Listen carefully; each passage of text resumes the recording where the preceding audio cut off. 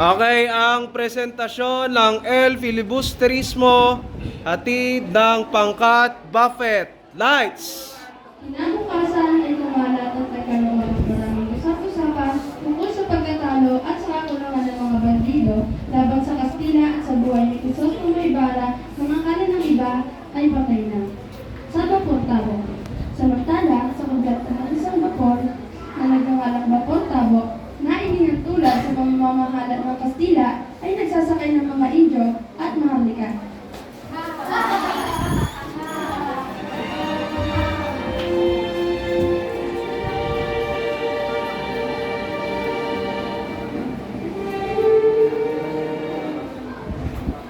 Ay nako, ang dami tao. Nako, ang ingay. Magsitahimik na kayo mga kampasok ba? Tama, magbigay po kayo na kayo kay Doña Victorina ba? O kayo, hindi niyo pa ako nakikilala? Well, ako lang naman si Doña Victorina de los Reyes de Espadanya na higit na mas maganda sa mga mapasupa kung Diyon ang galing niyo. Nakikita niyo ba ang suot ko? Wala-wala sa mga suot niyo. Kayo, tingnan ninyo ang kalorete sa aking mukha. Ang magaganda at mga gagalang kasuotan na kahit kailan ay hindi niyo maisuot. Okay na talaga yung kasama. Bakit? Anong ginawa sa'yo yung ginawa ko? Nilalasog mo naman ako? Teka nga, bakit parang ang bagal ng paglalakbay natin dito? Hoy, Kapitan! Baka bilis mo nga akong papatakbo ng barko. Ang hina. Matawad, pero hanggang dito lang ang kaya ng pamor. Mga magpasupang katulad ko ay binarap sa mga ibang katulad ko. Ang una sa napakadali. Bakit pala ka ng Wala naman. Parang ibang dapat gawin kundi sa kanal ng kapasok ng ilog hanggang papalabas na magtatao sa Manila. Makakakipin pa ng lupa. May iwasan ng pagtaas ng buhangin sa ilog. Hindi ako makakasakayon sa panukala mo, Ginoong Simon. Napakalaking pera ang magugugol at masisira pa ang ibang kabayan. Pwes, kaya masira ang dapat masira. At saan namin kukunin ang salaping ibabayad sa mga magagawa? Baka magdulot yan ng isang pinisita. Huwag silang bayaran. Ang mga bilanggo ang gagawa ng kanan. Kung hindi man sapat, isa nga pala mga mayayaman. Himagsikan, kabaliwan. Ang paghimagsikan ba ang mga Hudyo sa mga Egypto? Ngunit wala tayo sa Egypto ng mga Hudyo. Ginoong Simon, ikinalulunod ko pero hindi ako sa preso. Matawad. Sinanda ko ng barko, may dalawang estudyante na nagkikagkado sa isang matanda.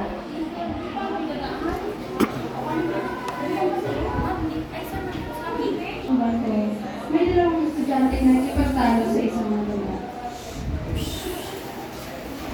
Ano yung minumpi ng kasila? Saka hindi mo sa sakit ba? Sasaktipan ko. Nagkululubog mo ng dalawang kabayo sa kanila. At alam na ito sa akin. Kung sa bagay, hindi naman kasi mga panukalang yan. Yung sa panahon namin, lahat ng aming pinag-aralan. Ngayon, nag-aaral na ng natin, ngunit walang libro. May aklat na ng kasila, ngunit hindi tinuturo. Ito nga pala. Awal ba si Padre Florentino sa inyo? Wala siya. Nagbibigay pa nga siya ng palis pag-asawa. Pero ang tanging na sa tuloy sa kanila. Pupayag ka lang ako na bakit ako ng mga nagpakitan. Pero ang totoo, nagtatawag sila ng Florentino sa bayan ng kapatid. Gawang isagan. Pagbukusan ng kagamit. Totoo ba na mga tao sa bayan niyo ay nanghihirap? At wala ka kayang bumili ng mga alahas. Hindi ka mabibili ng mga hindi namin kailangan. Ganun ba? Kanina tumingin tayo sa besa. Patawag hindi kami bibili. Bakit ba nag-iinit ang ibig mo?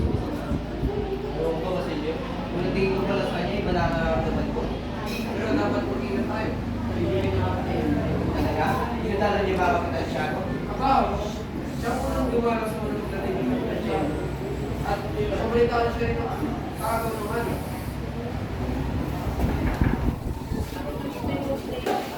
Bumalik si Simon sa kabrata at narinig na nagkakwento ang kapitan. Maraming malulungkot at isasayang ka naman sa iyong ito. Nila nang wala ka na kato. Huwag kinakatautan dahil sa paniniwala na naninirahan ng mga kato. May pinagsamantala na pinangkuban ng mga Kristiyan. Alam niyo ba may alamat magasintahan daw sa Espanya na naging arsobispo ang lalaki sa Manila. Nagbabalik kayo, sabi ng babae, na parito at nangihiling sa arsobispo na tuparin ang pangakong pasal sila. Umitibaw na sa isip ng arsobispo at hinira ang babae sa isang lumig na malapit sa Ilocasi. Teka. Huwag niyong kalimutan ang pinakamaganda at pinakatotoo sa inyo. Ito ang milagro ni San Nicolas. Si San Nicolas ay nagligtas sa isang itik sa pagpamatay sa mga buhay ng ibato. Nagdasala ng itik ang sa Napakaganda. Ang anyo, isang takot na jeep, tubig sa ilog at mga bato. Magnipiko. Pero may tanong ako, Kapitan. Kilala niyo ba ang isang lalaki na walang nangalang Ibarra? Estel Ibarra. O Ibarra. Si Crisostomo Ibarra, ayon sa tumugis kay Ibarra, nang malapit na siyang abutan ay tumalon ito sa bangka. At sa pagitaw ng ulo nito, ay pinakulanan ito ng bala. At ang tubig ay nagkulay dugo. Ang bangkay nito ay kasama ng mga Iba isang filibustero. Ibig sabihin, napaamuri ng kanyang pagka-Gino. Ginoong Simon, bakit kayo namumutla? Huwag niyo sabihin na isang bihasang malalakay ang mumutla sa Ilog Pasig. Kailanman hindi ako nalula sa inyong pasig.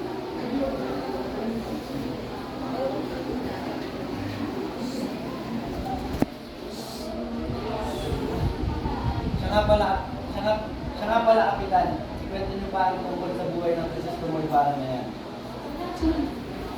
At nagkwento mga kapitan, pero hanggang sa pagkamatay lang ng Ibarra ang natandaan. Nagsimulang magkwento si Padre Salvi at nakinig ang lahat.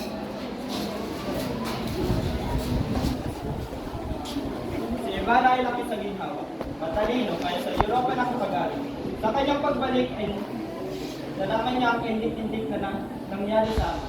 Ang kanyang latipan na si Maria Clara ay pumayag na magpakasal kay Linares. Mas pinili pa niya maging mongha at manatili sa kumbento kahit sa pagtuto ni Padre Damaso. Walang nagawa ang Padre. Matatag ang paninindigan ni Maria Clara. Pinangaw ng Maria Clara na yan. Hindi na ang babaeng ganyan. Nasa na ba siya ngayon? Si Maria Clara ay nasa kumbento. Nagpatuloy ang pag-uusap sa loob ng kubyerta. Si Padre Florentino ay naalala ang mga pangyayari naganap sa kanyang buhay. Si Padre Florentino ay naging padre sa Pilipinas kahit meron siyang katipan. Wala siyang nagawa kundi umayag. Sa pagkasabit na ika-25 taong gulang, isa na siyang dapat na pare. Ang pinakasalit sa lahat ay nang mag-asawa ang kanyang katipan dahil sa manong loob. Mga chismis ang kumalat ng argoin niya sa Isagani, ang kanyang pamangkin. Marami nagsasabi na anak siya ng padre sa dating katipan. Ang mga pangyayaring iyon ang nagrilok sa madilim na gatla sa noon ni Padre Florentino. Narinig niyo ba ang kasaysayan ng aking buhay? Ako si Florentino, o Padre Florentino na natawagin. Ako ang isang dakilang Pilipino na naging padre ng bansang Pilipinas. Ako'y nagsikap upang maging isang tanyag ng padre. Ngunit ang kahapon hindi may babalik. Ay mo walang kasaysayan at kabutihan, walang katiyakan. Iyan ang kasaysayan ng aking buhay.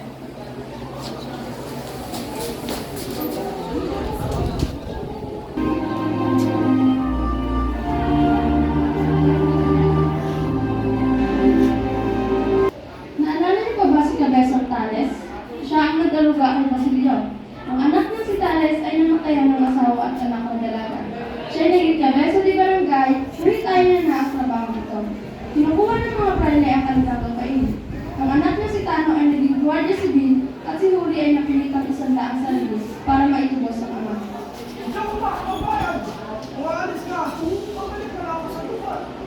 Patawalin ko, pero ito lang ang solusyon para may tubos ko si Ama. Opo.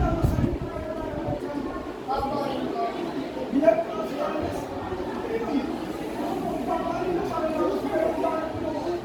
Huwag kayo mag-alala. Ginagawa ko ito para kay Ama.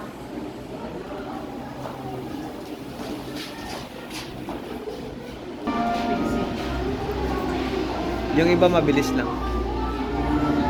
Ang sila sa daan dahil naimutan ng kutsero ang salamin nito at walang ilaw ang parol, kaya't pinagbuo ang mga Guardia Civil. Sa bahay ni Kapitan Tiago ay nanatiling si Basilio. Ngunit di siya makakain ng hapunan dahil sa mga ulat na ibinigay ng kusan. Pumunta siya sa libingin ng kanyang inang 13 taon ng nanakaraan.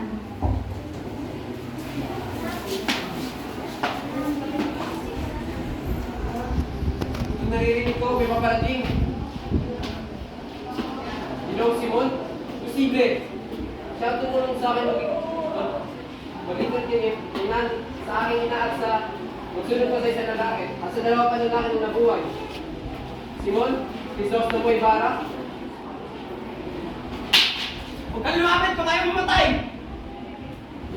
Ginoo, nakita na po tayo sa tupong nakakaraan na. Sino ako sa palagay mo? Ikaw ang tao inaakala mo matagal matay na. Basilio, ikaw ay nakakaalam na lihim na maaari mong ikamatay. Ngayon, ikaw ay nakakaalam na lihim na maaaring kasira ng aking mga plan. Walang ibang dapat na sagot kung ikamatay. Ngunit, Ginoo, ligtas ang iyong ligid. Marahil ay di ko pagsisihan na ikaw ay patayin. Katulad ko, may dapat kang ipagtuos. May dapat kang ipagtuos sa lipunan. Ginoo, nakakala ka matulungan ka, ngunit ayaw ko kumilang sa politika. Hindi na wala akong parunungan na matiligtas sa batas. Makakamit lamang ang parehaan ng pamamagitan ng lakas. Ganon, Ginoo, maging mo pala tayo ng paniniwala. Iginagalang ko ang iyong desisyon. Subalit bukas pa rin ang tahanan ko kung sakaling magbago ang isip ko.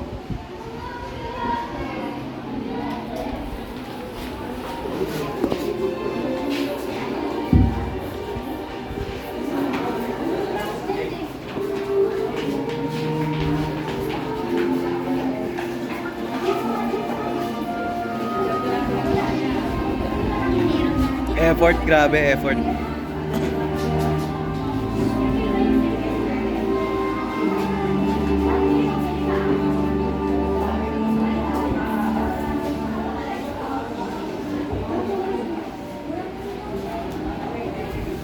Babalik po ang imo.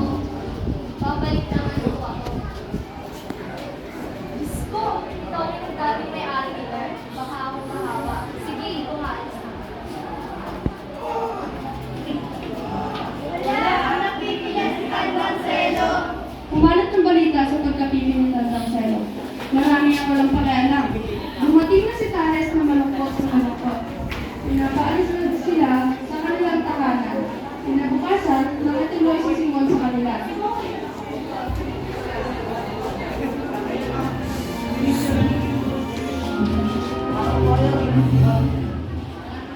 Palagay niyo ba ang sapat na revolver na to laban sa mga tulisan? Ewan ko po, pero marami siyang baril na malayo ng kalatin. Ang mga alakasot ko ay mahirap tantayan. Meron na pa kayo magagantiin para kayo si magmamayari pa rin mara. Kay Mariam Lara, Nasaan ang sa inyo na kasi sa binigyan daw ito ni Maria Clara sa isang ito para gusto ko itong bili ng 70,000 piso. 70,000 piso? Pero dapat malaman mo na ito ni ganun ba? Kayo ang bahala.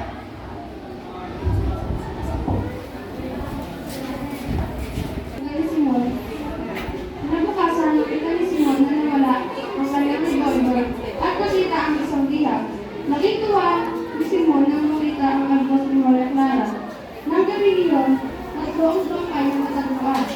Pagbot ng mga ulo, may sumpay na lupa sa bibig at may tagang talis.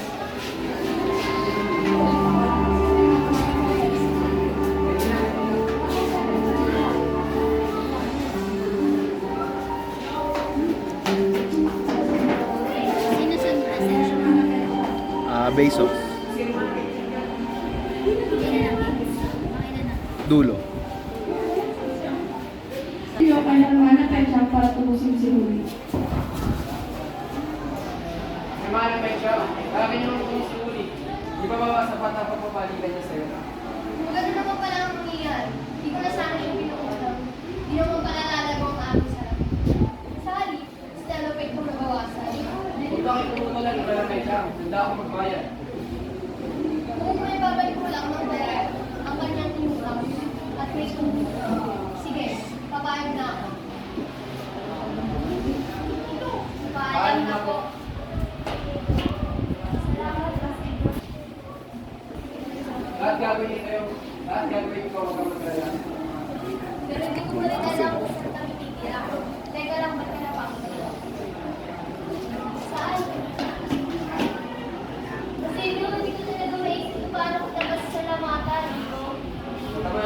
gagawin ko lahat, maging masaya ka lang.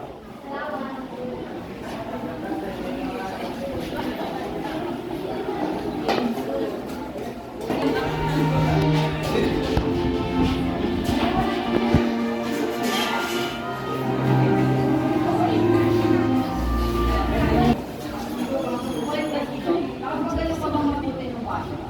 Ewan, ikaw. Masaya masaya. Pinakita ako ng mga magandang babae. Teka. Ano ba nangyari ng nakarang araw?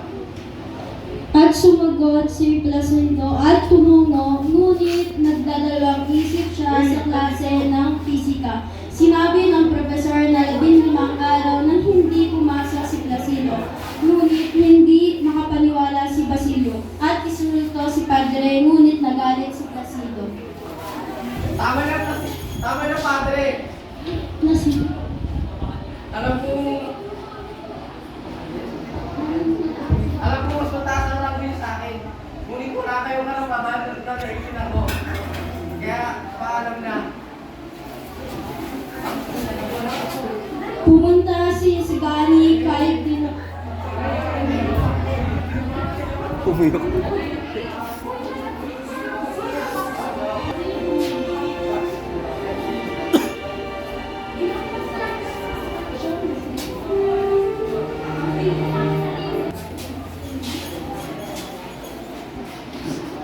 Bakit sinangangad yung pagtutuan ng Kastila? Pagdating ng panahon, tulad ko ay tutubuan na rin kayo ng iba. At baka pag dumating ang panahon na iyon, sabihin ko hindi ako nagwala sa inyo. Hindi ito pa sa ligaw gusto ko. Ako ay napagutusan tama. Sa kayo din po masasabi na kayo nakatulong sa kapwa. Pero bawat hindi po ay magsasabihin dinig sa akin ang ulangan. Paano? Ako hinakas sa kanya, pero siya rin mismo ang gumagawa ng kanyang sariling kapahamakan o maging ng kanyang sariling lipunan.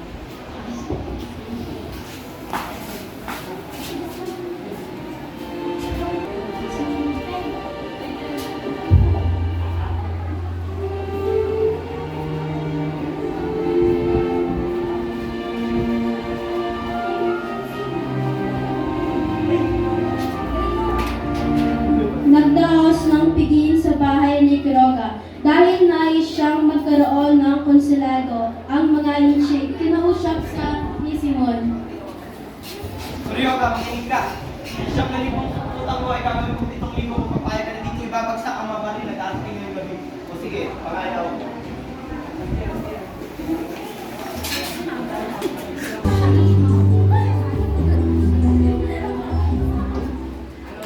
Nagdaos ng piging sa bahay ni Quiroga. Dahil nais niya magkaroon ng konsulado, ang mga inchik kinausap siya ni Simon. O mga ray, ano na yung nangyari sa nilalaan natin?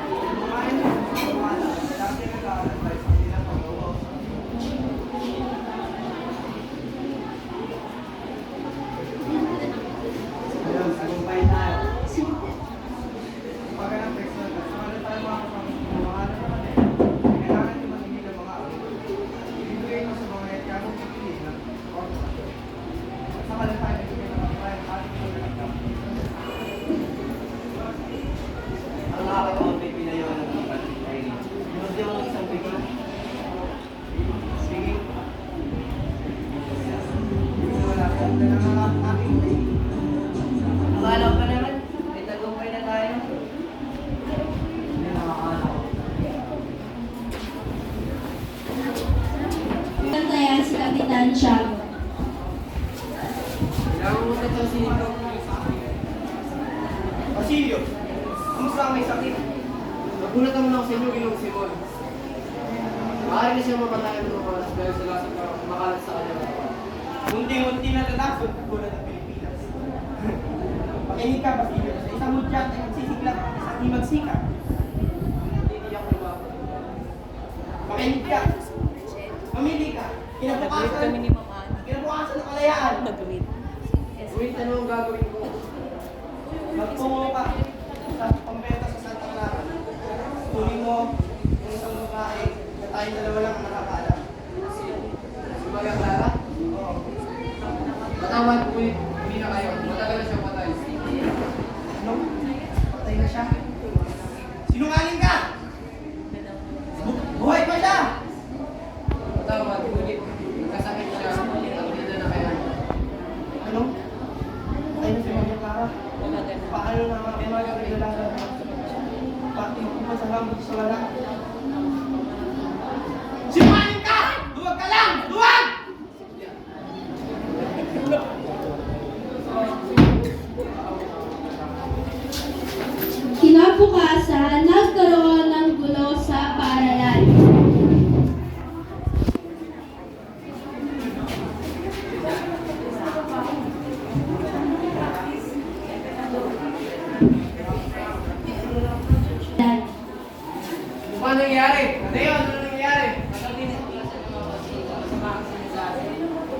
At masaya ka?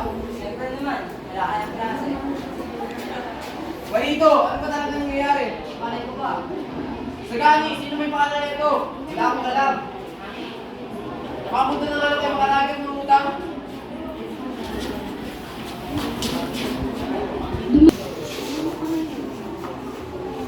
Aray. Saan ang luto? Hindi lang, may naman sa mga tao. Makakang talaga sa video, akala ko kaya ka tayo.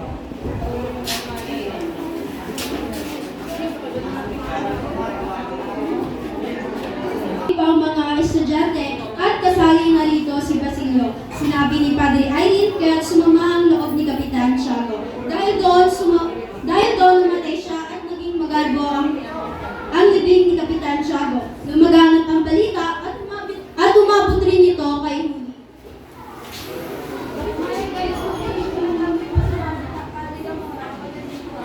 Pero hindi tayo nakita. Kasi siya na kontento sa aking pasasalamat at ipinagtanggol niya sa iyo. Hindi mo wala ka. O kaya ako na lang ba kasi kaya ako nagkaroon ng sa niya pagpilitin. O ayaw mo ba? Balik lang tayo. Hindi na nalaman kung ano ang nangyari sa loob. Tahimik noon nang nahulog ang isang katawan mula sa itaas. Ang paglabas ng parang nababaliw na babae. Marami ang naidulot ng mga paskin. Marami hindi nakapasa. Kumalat rin sa bayan ng pagpapakasal ni Juanito Pelaez at Paulita Gomez.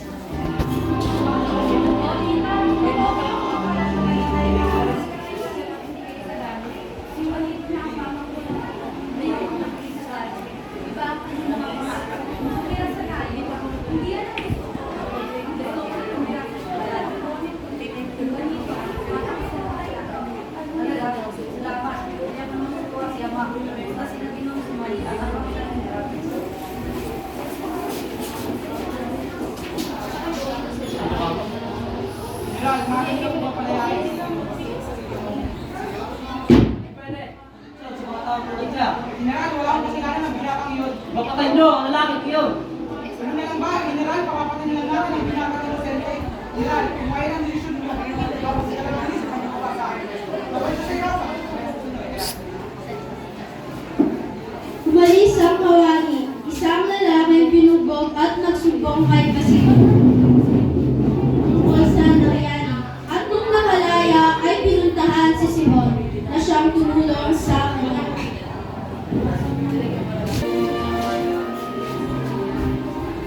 Oh, Basilio, Pinaparusahan mo ako, Diyos. Kailangan ko na sumama sa inyo. wala kang dapat ikatakot. Sa panig mo ako tutulungan. Kasama mo ako. Ginayawan ako ng marami dahil sa panalamig ko nitong huli.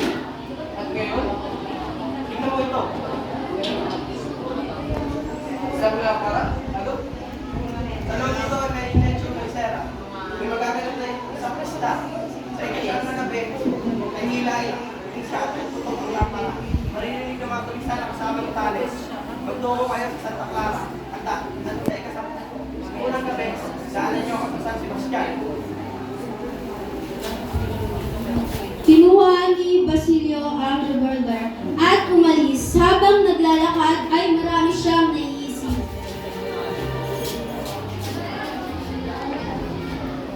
Nakalimutan ko pala sabihin kay Ginong Simon. Teka, sisigahan si Paulito yun ah. Ano ba talaga nangyayari dito? Sa kasalan ni Kapitan Tiago?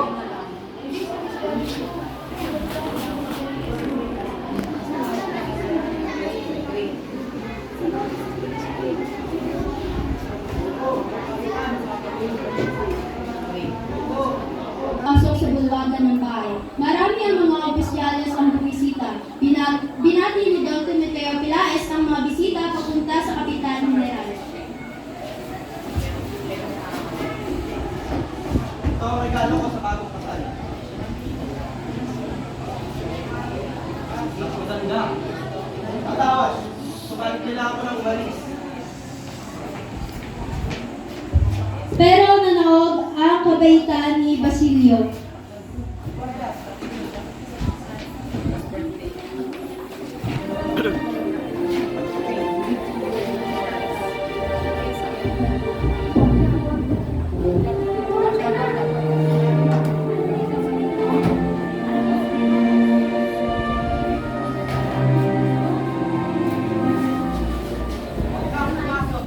Anong nangyayari dito? Sa eskwela! Dali! Umalis siya. Kailangan natin makalis dito si Lani. Dito lang ako papasak siya na harap ko. Umalis tayo dito. Bakit? Di mo lubos na iniisip ang isa lang para may pumutok yun. Samantala, isang liham ang nagpalipat-lipat.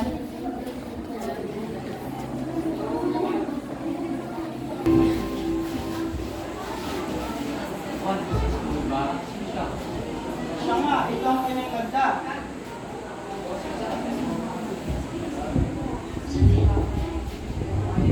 Masindak ang labag.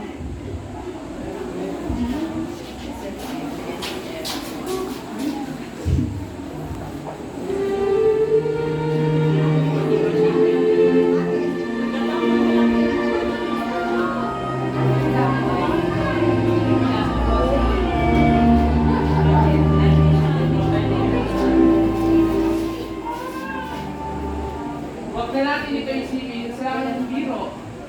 Matay na! Taas ang metsa! Isang mabilis na nino ang kumuha ng lampara at tumaloy sa mahilot ng gabing iyon. Ay hindi narinig ang isang putok sa mata.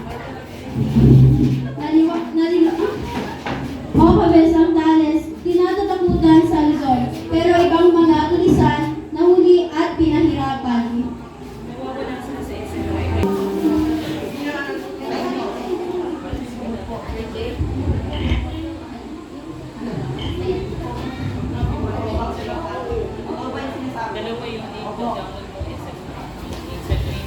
Sa kabilang dako, si Carolino Orlando at ilang kasamahan at pinapatay ang mga alipin para wala ng trabaho. Isang lalaki ang lumabas sa likod ng bato at nagpanikot, pero binaril niya. Isa pang lalaki ang lumabas at ibinaril niya ang nahulog. Nakilala niya na ito at ang kanyang ingkong masabay turo sa lalaking sulog na siyang si Caris.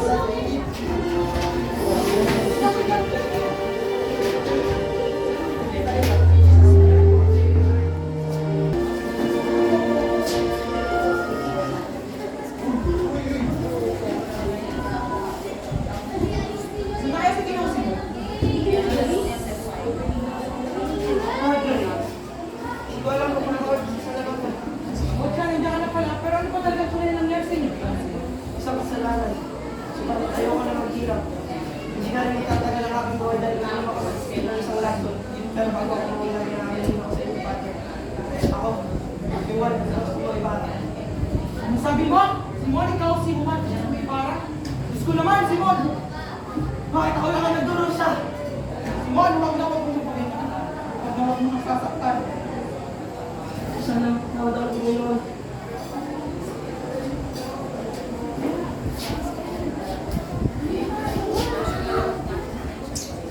Nag-umpisa si Simon at sa huling sandali ay ipinigit ang mga mata at hindi na inilan kailanman. Ay, Ginoong Simon, sana patawarin ka na ng gusto may kapal. Sana nung una pala sinabi mo na ikaw sa mga gusto may para. Para hindi ka na nakasisi sa ulit.